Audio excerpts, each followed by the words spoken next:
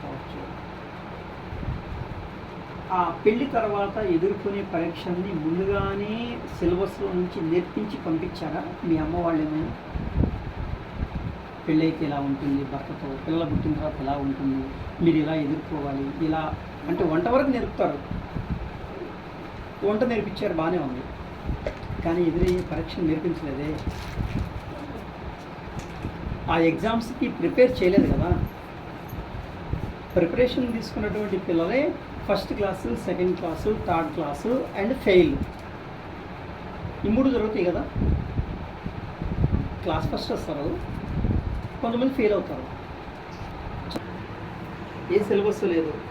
భార్య ఎలా ఉండాలి, భర్త ఎలా ఉండాలి, భార్య ఉదయాన్నే లేచి ఎలా చేయాలి, భర్త ఈ విధంగా చేయాలి, భర్త ఇలా అన్నప్పుడు భార్య ఈ విధంగా చేయాలి, అత్తమామలు ఇలా అన్నప్పుడు కోడలు ఇలా చేయాలి, పక్కింటోడు ఇలా అన్నప్పుడు ఇలా చేయాలి, ఈ విధంగా చేయాలి అనేటువంటి రీడింగ్ మోడ్లో సిలబస్ ఉండి కనుక నేర్పించి పంపిస్తే పాస్ అవ్వడానికి అవకాశం ఉంది. కానీ లేదు కదా. ఫస్ట్ క్లాస్ నుంచి 12th స్టాండర్డ్కి వచ్చేసరికి దగ్గర 12 ఇయర్స్. దానికి ముందు యూకేజీ, ప్లే క్లాసు, ఎల్కేజీ, ఇంకొక 3 సంవత్సరాలు ఉన్నాయి. మొత్తం వెరసి రమరమి 15 సంవత్సరాలు. 15 ఇయర్స్ నేర్చుకున్న వాళ్ళే ఫెయిల్ అయ్యి ఉద్యోగాలు లేక ఖాళీగా ఉన్నారు. మరి అసలు ఒక్క నెల కూడా, ఒక 5 రోజులు కూడా నేర్చుకోలేని ఒక ఆడమనిషికి పెళ్లి చేసి పంపించిన తర్వాత అక్కడ ఎదురయ్యే పరీక్షని ఎలా ఎదుర్కోవాలి? ఈరోజు ఇదే ఛాలెంజ్. ఎలా ఎదుర్కోవాలి? మనం పుట్టి పెరిగిన వాతావరణం ఒకటి, వెళ్ళిన వాతావరణం మరొకటి. ఇక్కడ ఊహించుకున్న ఊహలు పెళ్ళికి ముందు, పెళ్లి చూపుల్లోనూ, లేదా తన కౌమారం నుంచి యవ్వనం వరకు ఆ వయసు వచ్చేసరికి అనుకున్నది, ఊహించుకున్నది, ఆశలు, ప్రిపరేషన్ చాలా ఉంటాయి ప్రతి మనిషికి. కానీ అనుకున్న రీతిలో ఆ వెళ్ళిన దగ్గర లేదు. అత్త గయ్యాలిదో, ఆడపడుసు తేడానో, లేకపోతే ఆర్థిక పరిస్థితి ఇంకా ఉంటాయి. పరీక్ష తర్వాత మరి అక్కడ పాస్ అవ్వాలా, ఫెయిల్ అవ్వాలా? పాస్ అవ్వాలని చదువుకోలేదే. వీళ్ళకి ప్రిపరేషన్ లేదు కదా పాపం. ప్రిపరేషన్ లేదు. మా మిస్సెస్తో కూడా నాకు ప్రిపరేషన్ లేదు. నేను కూడా ఊహించుకుంటాను, మా ఆవిడ ఎలా ఉండాలి, చక్కగా అది ఏదని మగ మనిషిగా నాకు ఒక ఫీల్స్ ఉంటాయి కదా. ఊహించుకుని ప్రిపరేషన్ అయ్యి ఆ పెళ్లి మార్కెట్లో, ఆ పెళ్లి యుద్ధరంగంలో, ఆ వైవాహిక జీవిత కుటుంబ సమరంలోకి వెళ్ళిన తర్వాత అక్కడ స్టార్ట్ అవుతుంది. ఏమేమి ఆయుధాలు కావాలో, నూరే ఆయుధం అవ్వాలో, చెయ్యి ఆయుధం, నన్ను కొడుతున్నాడంటే ఆయుధం ఉపయోగిస్తున్నాడు. యుద్ధాలు జరుగుతున్నాయి. ఆ యుద్ధంలో గెలవాలి. జీవన పోరాటం మొదలైంది. ఆ జీవన పోరాటంలో పాస్ అవ్వాలి. పాస్ అవ్వాలన్నప్పుడు ప్రిపరేషన్ లేదు కాబట్టి, తెలియదు కాబట్టి, అక్కడున్న పరిస్థితిని బట్టి అలవర్చుకుని, కొన్ని దిగమింగుకొని, కొన్ని త్యాగం చేసి, కొన్నిటిని పూర్తిగా వదిలేసి, అందుకే అంటారు పెద్దవాళ్ళు కొంతమంది, ఈ ఇంట్లో నేను ఈయన దగ్గర మనసు చంపుకొని బ్రతుకుతున్నానండి అంటారు. మనసు ఉండి బ్రతకటల్లా, మనసు చంపుకొని బ్రతుకుతున్నాను, గత్యంతరం లేక, గతి లేక కాపురం చేస్తున్నాను. రేపు రాబోయే మీ అనుభవాలు ఇవన్నీ. ఆల్రెడీ స్టిల్ వీళ్ళందరూ ఎక్స్పీరియన్స్ పర్సన్. వారు వారు వారు ఆ ముగ్గురు, అందులో ఎక్కువగా నేను 4వ వాడిని. మీరు రాబోయేటువంటి తరంలో ఉన్నారు కాబట్టి ఎగ్జామ్కి ప్రిపరేషన్ మీకుంది, ఫ్యామిలీ ఎగ్జామ్కి ప్రిపరేషన్ ఎక్కడా లేదు. మనం నేర్చుకోవాల్సిందే, మనం ఫైట్ చేయాల్సిందే, మనం నిలబడాల్సిందే. దానికి దోహదపడేదే ఇప్పుడు మీకున్న స్టడీ. మీ చదువు వల్ల వచ్చేటువంటిది ఏంటంటే ఓర్పు, నేర్పు, జ్ఞానము, తెలివితేటలు, ఉన్న పరిస్థితుల్ని మౌల్డ్ చేసుకోవడం, సానుకూలంగా మార్చుకోవడం, ఇవన్నీ కూడా చదువుకున్న వారికి బాగా అర్థం అవడం కోసం కాలేజ్కి స్కూల్కి పంపిస్తారు. కానీ దానికి కాస్త ఏం చేశారు, చదువుకు ఉద్యోగం వచ్చింది, ఇప్పుడు 10 సంపాదించాలి, చదువుకోకపోతే ఎట్లాగా, నువ్వు చదువుకో, ఉద్యోగం చేయాలి, ఉద్యోగం కోసం మాత్రమే చదువుకో అని చెప్తారు. నేనేం చెప్తానంటే ఉద్యోగం కోసం చదువుకోవడానికి, జ్ఞానం పొందడానికి, ఎలా బ్రతకాలో మనం వెళ్ళే దగ్గర మన జీవితాన్ని ఎలా బ్రతకాలో నేర్పించేది జ్ఞానం. ఆ జ్ఞానం దేనిలో ఉంది? చదువులో ఉంది. చదువు నుంచి జ్ఞానం నేర్చుకుంటే ఆ జ్ఞానం ద్వారాగా భవిష్యత్తు ఏర్పడుతుంది. అర్థమవుతుందా? అది వారికి లేదు. ఎందుకంటే అప్పుడున్న పరిస్థితుల్లో మీ అమ్మ కావచ్చు, ఆంటీ వాళ్ళు కావచ్చు, చదువు లేదు. అంత పరిజ్ఞానంగా జ్ఞానంగా చదువుకునేంత సమర్థత ఆ రోజు నా కుటుంబాల్లో లేదు. ఈరోజు మీకు అవకాశం ఉంది. మీకున్న అవకాశం ఇప్పుడుది పునాది.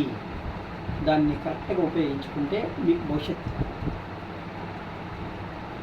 గుడికి వెళ్ళాము, అమ్మవారి గుడికి వెళ్ళాము, అక్కడ ఏ జ్ఞానం ఉంటుంది? ఏం నేర్చుకోవచ్చు అమ్మవారి దగ్గరికి వెళ్తే? సరే, ఆంజనేయ స్వామి దగ్గరికి వెళ్ళాము, లేదా చర్చికి వెళ్ళాము, మసీద్కి వెళ్ళాము, ఏ జ్ఞానం చెప్తారు అక్కడ? దేవుడు ఇలాంటి వాడు, రాముడు బాణం వేశాడు, రాముడు అరణ్యవాసం చేశాడు, రాముడు సీతమ్మని చక్కగా చూసుకున్నాడు. మన భావం ఏర్పడుతుంటే రాముడు లాంటి భర్త నాకు రావాలి. అక్కడికి వెళ్ళి నేర్చుకున్నాం. రాముడు ఏం చేశాడు? భార్యని అగ్ని ప్రవేశం చేయించాడు. అగ్ని ప్రవేశం చేయించాడు రాముడు. అప్పుడు రాముడు లాంటి భర్త వస్తే ఏం చేస్తాడు? ఏం చేస్తాడు?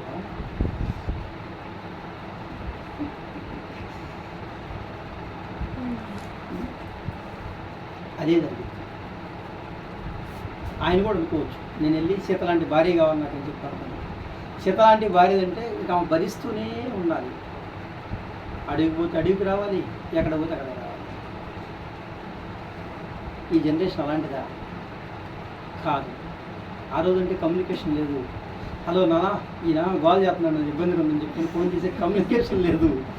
ఇప్పుడు కమ్యూనికేషన్ ఉంది. చిరక్కం అనగానే ఫోన్ కొట్టేసి, అక్క గోలగా తలకైతే పోయింది మా అత్తదాన్ని నువ్వు చెప్పొచ్చు, ఏదైనా చెప్పచ్చు. ప్రసార మాధ్యమాలు, కమ్యూనికేషన్ డెవలప్ అయింది. సరే, వెరసి చదువు జ్ఞానాన్ని ఇవ్వాలి. జ్ఞానం ఉద్యోగాన్ని ఇస్తుంది, వ్యాపారాన్ని ఇస్తుంది, బ్రతకడం నేర్పిస్తుంది.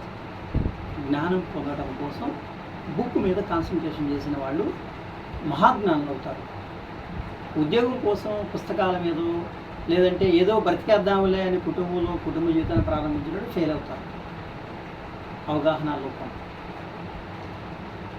ఇంకా సత్యంగా చెప్పాలంటే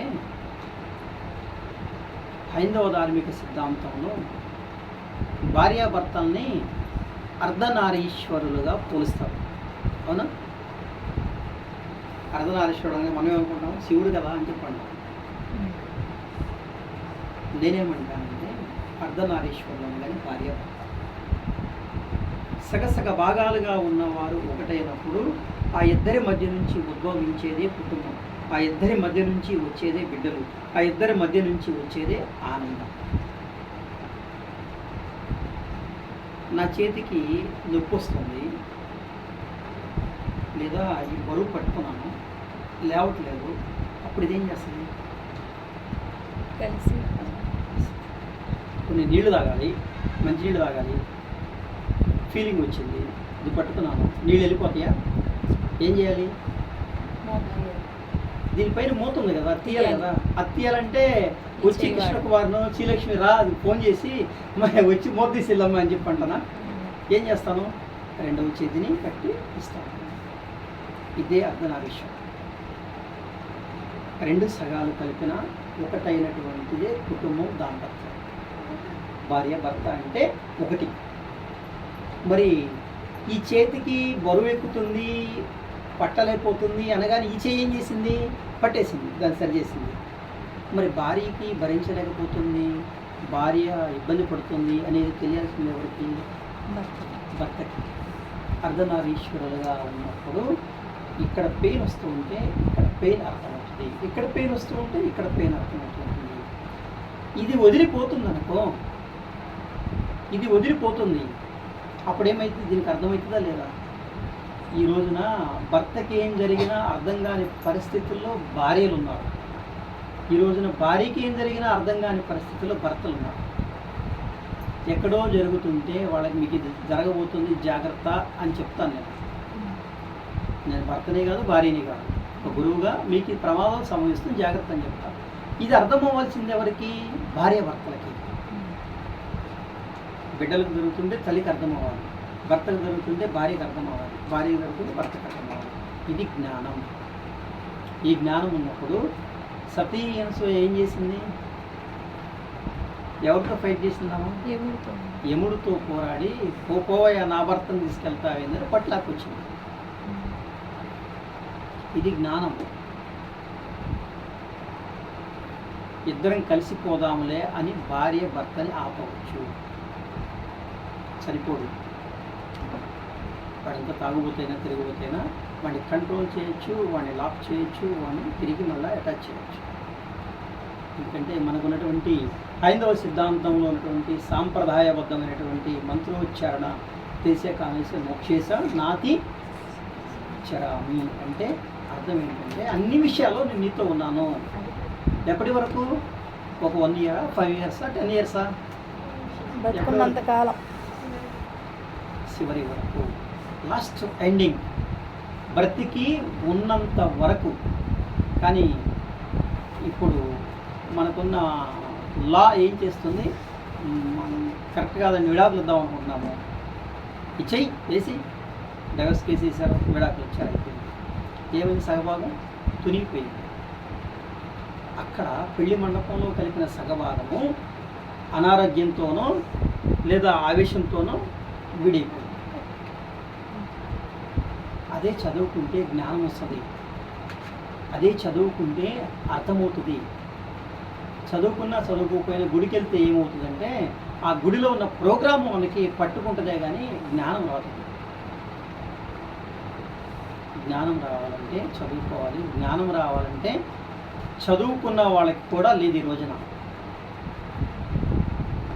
జ్ఞానం రావాలంటే ఎక్కడికి వెళ్ళాలంటే ఎక్కడికి వెళ్ళాలి?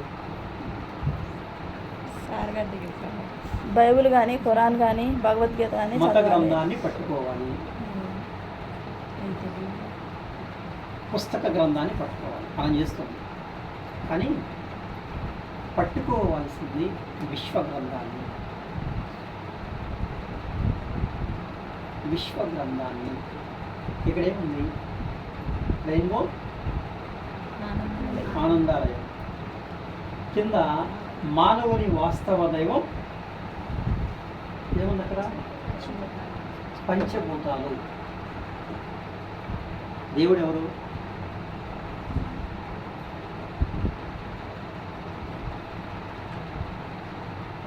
తేలిగ్గా చెప్తాం, మా కులదైవం ఇది, మా ఊరికి మేము అనుకున్న దైవం ఇది, ఆ దేవుడిని అనుకుంటే ఎలా పుట్టింది అమ్మాయి అబ్బాయి మేము చెప్పుకుంటాం.